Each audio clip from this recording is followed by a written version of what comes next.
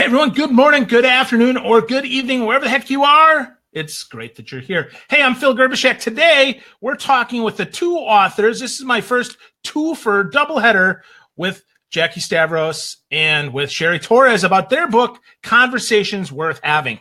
I'm so excited to talk about this book because Conversation with Phil is all about conversation. So hopefully, this is one worth having. So let me give you a little intro here about the book. So leaders and teams who use these two simple practices and conversations worth having will fuel the kinds of conversations that lead to, this is what you want here, folks, high performance, productivity, innovation, and long-term success for both your organization and the people. The people matter to me, so that drives the organization. So I love that. Jackie and Cheri combined have 50 years in practicing and teaching appreciative inquiry. It's amazing. These ladies are in their 20s and they have 50 years of experience. Holy cow, right? Their passion for focusing on strengths and possibilities leads them to use the appreciative inquiry methodology to support organizational excellence and strategic planning. So we're excited about this. This is really, really good stuff, things that we all can use. So I am just excited. I'm going to bring them on the show now. So we've got Jackie and Cheri today, and we're in for a treat.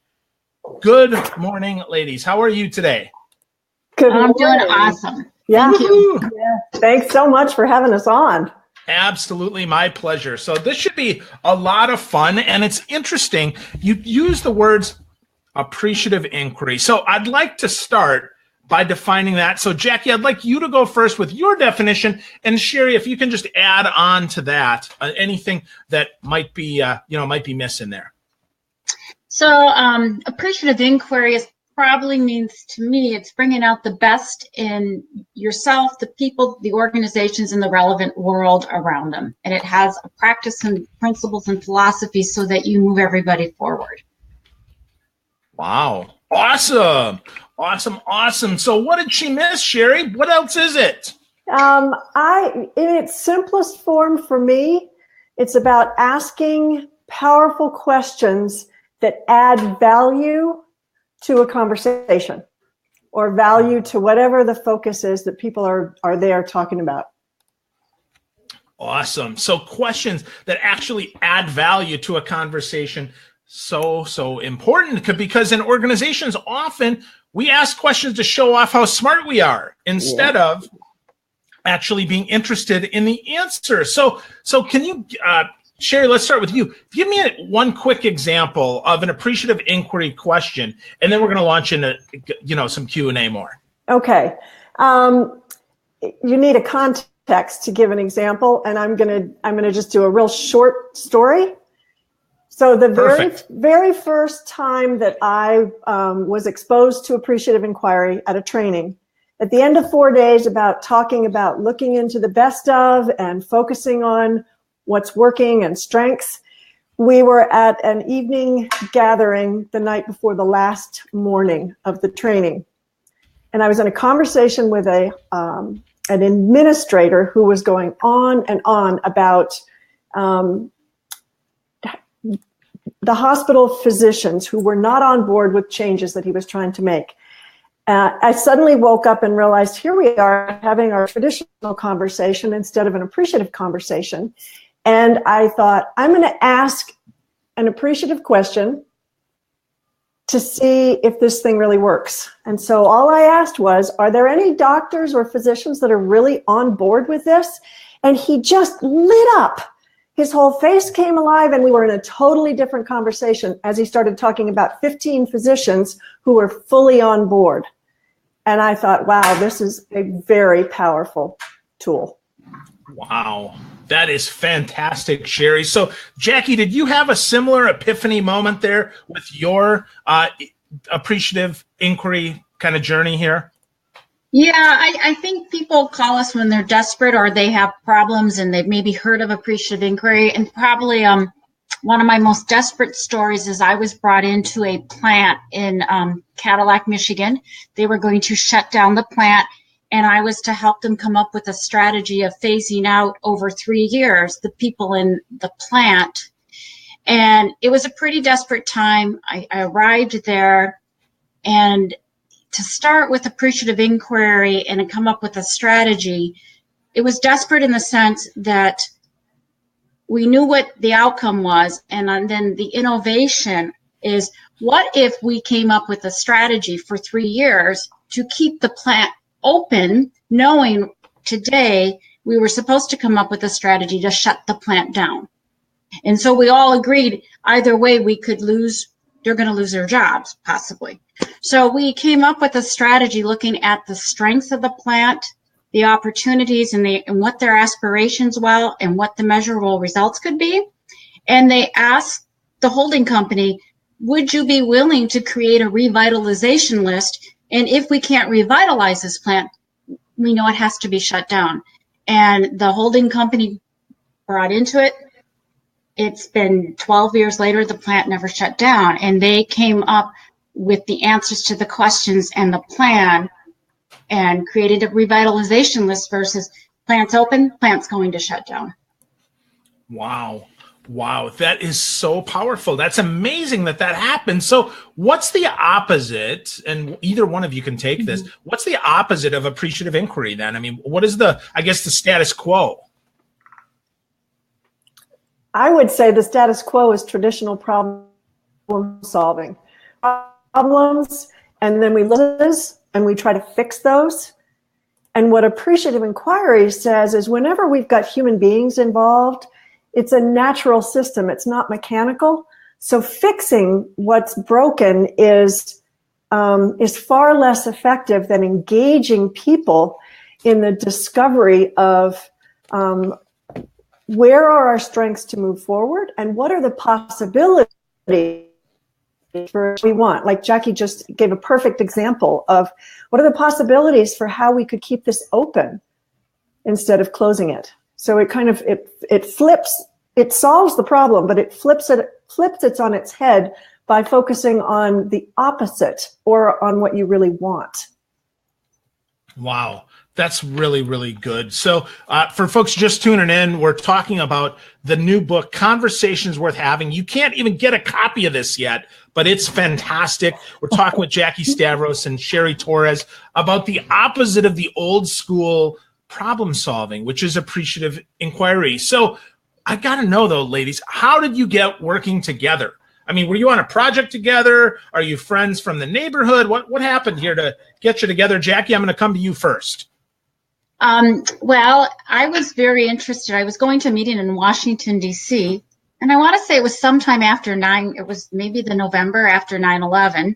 Mm-hmm. And I met Cheri at an engagement of appreciative inquiry professionals and was very interested in how do you bring appreciative inquiry into relationships, into conversations. So a mentor, Dr. Marge Schiller, introduced the two of us. It was probably 2003, 2004, and we did our first book, Dynamic Relationships, and it just kind of soared from there into this book here. So we've been working together for about 15 years now. Wow. So that's Cheri, how I remember it, Cheri. Yeah, Cheri. Now let's hear the rest of the story. No, Jackie did a great job. That's exactly I actually recall sitting on a bed, I think was you and Marge might have been sharing a hotel room. And I remember sitting on the bed talking about this and discovering you and I wanted to write the same kind of book together. And we just took off from there. Wow. That's so fun. So are you even close to each other geographically? I mean, Jackie, you said you're a frozen solid in Michigan. Cheri, where are you? I'm a cold but not frozen in Asheville, North Carolina. Asheville, awesome. That's one of the cities that I want to visit. So I'll make sure I put you on the list and we'll go for coffee because I hear it's a beautiful city. It is. That would be great. I would love to treat you to Asheville. Cool. Thank you. Well, that would be fun. And, I like Michigan too, Jackie. I'm from Wisconsin. I just don't like it this time of year. This 9 months of winter is too long for me. That's all I'm going to say. You're right. You're right. So we get all 4 seasons. Yeah, you get winter and winter and winter, and then you get a little bit of sunshine. I mean, that's nice. So, no, thank you. So cool. So let's move on. One of the most interesting parts of your book, I thought, was the idea of these generative questions, which as I understand it, and please, one of you correct me if I mess this up, but generative questions means questions that generate thought and ideas and conversation. So where did you come up with this idea, or is this like the fundamental principle of appreciative inquiry? Because frankly, I'm not super familiar with this, and I'm not sure if my viewers are either. So Cheri, let's start with you.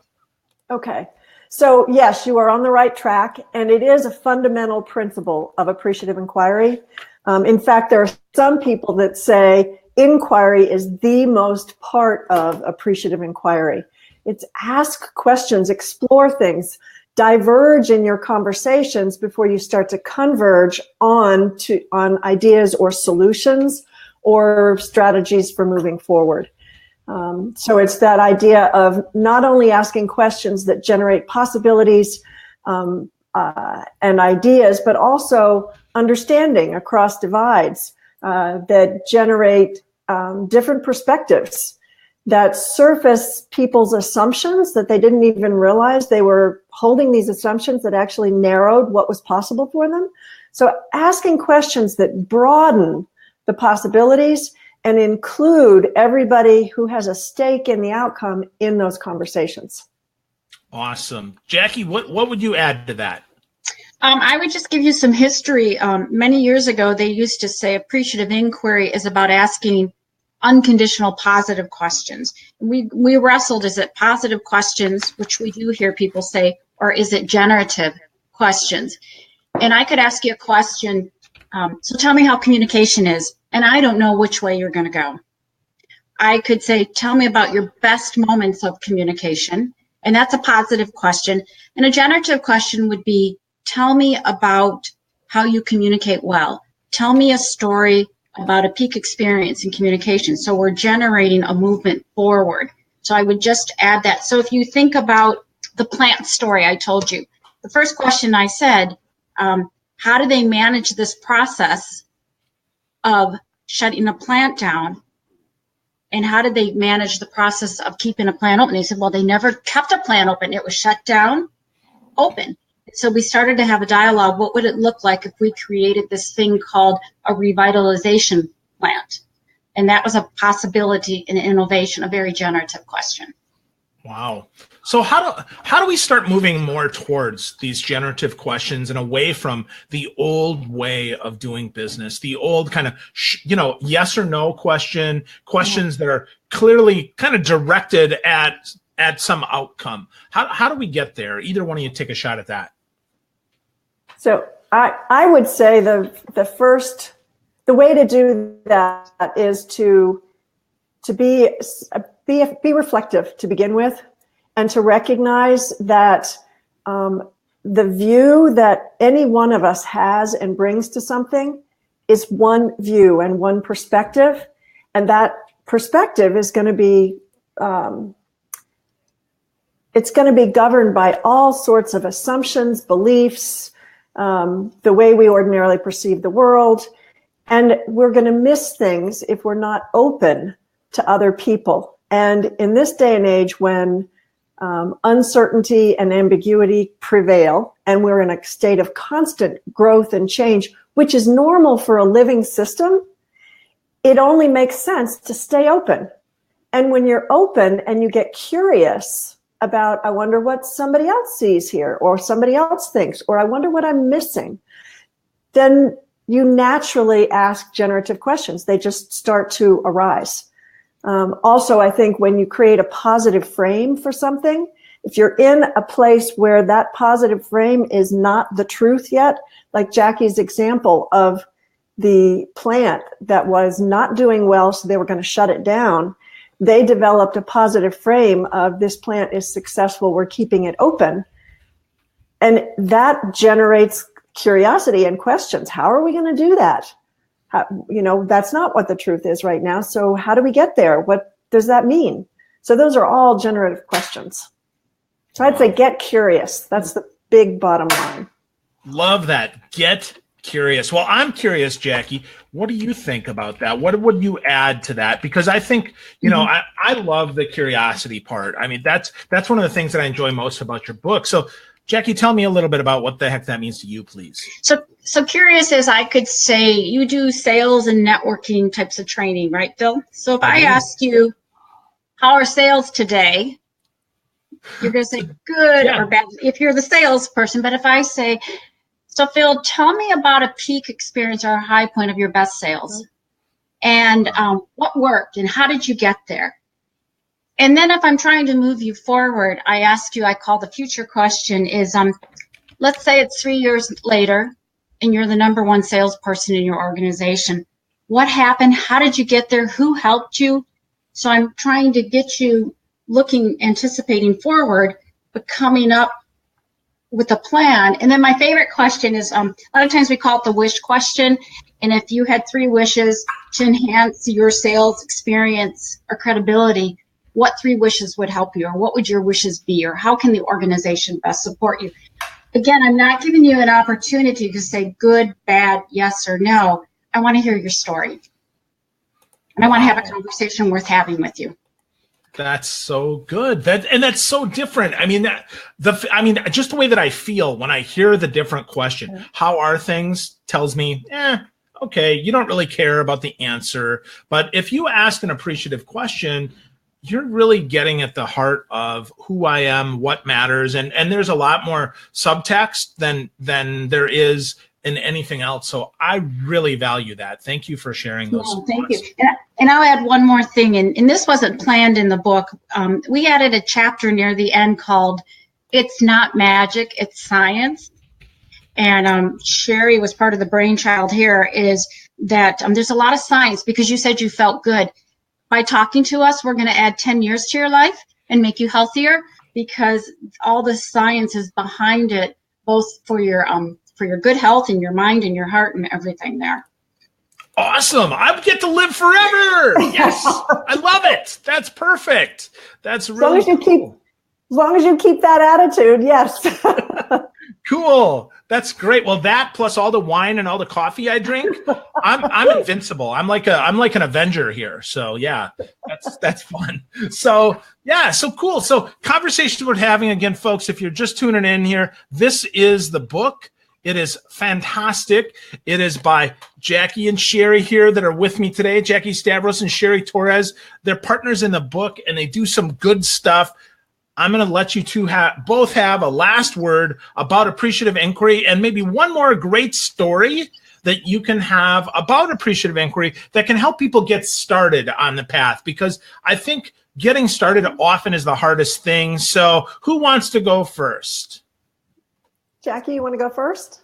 Okay, so one more thing about Appreciative Inquiry is that sometimes you'll have the ain't it awful conversations. But once you get to practice the 2 practices and the principles, and there's like a switching lane. So once you become aware or self-reflective that I'm on a deficit downward spiral, through the questioning and the framing, you can flip yourself or flip somebody that you're with. Probably one of my dearest stories and we talk about this in the book, is when my husband was diagnosed with a stage 4 lymphoma cancer, and I had to come home and tell my kids about this, and thinking, how do I tell them he's got a 50-50 chance? And the first thing my daughter asked, she was 13 at the time, was, is Dad going to die? And I know she wanted me to say, no, he's going to be fine, but I just told her we were all going to die. And then I flipped it into a very generative conversation, so that she could get through it, help her little brother get through it. And it's been 5 years later. My husband's doing great. That's how I got on the show today and handled all my technical capabilities. But, it'll work anytime, anywhere, any situation. Wow. Awesome. That's so great. So Cheri, your turn. I think it's important, Jackie, can you share how you flipped that conversation for Allie? Because I think the kind of conversation that you got into with her would really help the audience understand, how do you turn something that potentially devastating into a conversation worth having? Well, because I couldn't promise her what the outcome would be, is we started the conversation through the same questions we ask with our colleagues and organizations is, Allie, tell me about a peak experience with your dad. Tell me about a great moment you have. And what's the most fun the two of you have together? And then getting her to generate images of the future. It's just worked out this way that my house faces east and his hospital room, which was an hour away in the city of Detroit, faced west. And I said, if you're sitting on the porch tonight and thinking about Dad, what wishes do you have? And I said, I will go back to the hospital because he was in a special pressure unit, and I will make sure Dad's looking west to you, and I'll have the same conversation. So it just starts with the conversation that afterwards she told me, I didn't like what you were doing. I wanted you to tell me he would be okay. But I had more fun imagining what was great about Dad and the things we were going to do and moving forward. So it's those generative questions that you're honest, you're authentic, and you move everybody forward. Yeah. Wow, that's powerful. Thank you so much for sharing that with us, Jackie. And Cheri, thank you for asking that question, because that definitely gets more at the heart of stuff. So thank you for that. So your turn, Cheri. Okay, so I think probably the most powerful in the way of a story using appreciative inquiry is work I was doing with a hospital in Western Massachusetts, which was a large hospital. And they had grown rapidly over a 3-year period, which was great news, but it was creating all of the stress that growing too fast creates. And so hospital staff were feeling the pinch of more patients without more staff on board. And as the stress increased, patient satisfaction started to decrease. And the hospital administrator in charge of quality control was having, she was growing more and more anxious and frustrated as she tried to fix this as a problem. So she would go to her nurse managers and say, we have this problem, fix it. And nothing would happen, and stats would be low again the next month. And she'd go back and say, why aren't you doing anything? And they'd say, we're doing the best we can. We're short-staffed. Some of our staff are already working 2 shifts, and we don't know what else we can do. She finally went online because she was at her wit's end. She was turning into a person she didn't like. She was not being pleasant at home either because her frustration was rolling over. She found a training not too far away from her in Appreciative Inquiry, which she had never heard about. And after reading about it, she decided that maybe this was something that would work because it was totally different. Anyway, she attended the training, and in the midst of the training, what she said was that she realized she was part of the problem. The way she was approaching her staff, the focus of their conversations, and her bent on fixing the problem as opposed to working on what it was that the hospital wanted was keeping them stuck in poor patient satisfaction. So when she went back, she thought for a while before she went to her next meeting with a report of poor customer satisfaction. This time she thought about flipping the frame of that conversation from poor customer satisfaction to what we really want, which is patients that are just, they're thrilled with our service. They are totally satisfied. And when she got her head in that place, she started to wonder whether or not there were some patients that already felt that way. And if they did, who were they? What were the nurses doing that were working with them? So when she showed up at the meeting, this time saying, I'm so sorry, I have been part of the problem. She told the staff a little bit about Appreciative Inquiry. And then she said, what I want you to do this week is really be observant. Who are the patients on your floors that are really happy with the services? Watch the nurses. What are they doing with them? And when we meet next week, come back. Let's have everyone share one best practice with a story about a patient that was really satisfied. And she said, I'll bet you have lots of patients that are satisfied. And the nurses, they did have them.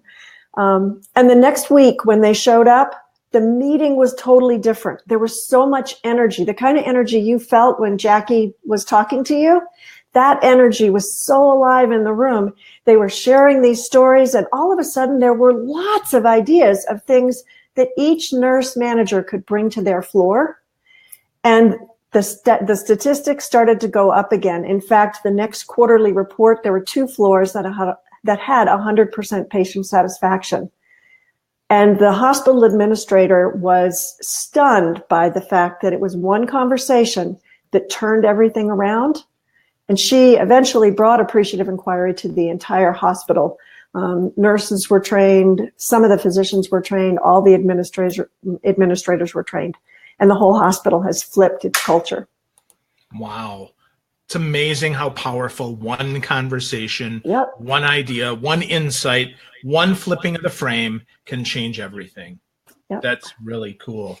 Really, really cool. Well, I'm so glad that you both were here. If folks want to get to know more about you, your website is conversationsworthhaving.today. Fantastic website there. The book, again, is Conversations Worth Having.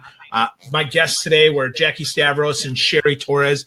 I'm so grateful for them and grateful for anybody here that's listening. Hopefully, you can take just one thing away, and that is how to flip your frame. Ask some more appreciative questions. Try to generate some better outcomes for your team, for your staff, and maybe even for you, because it'll help you live longer, which we all want to do. Cool. Yes. Thank you so much, ladies. This was just so much fun for me. I'm so grateful for you, and hopefully everybody else got something from this as well. Thank you. Thank you so much, Bill. Bye-bye. My pleasure. Bye. So we'll take us out in just a minute here, dance around a little bit.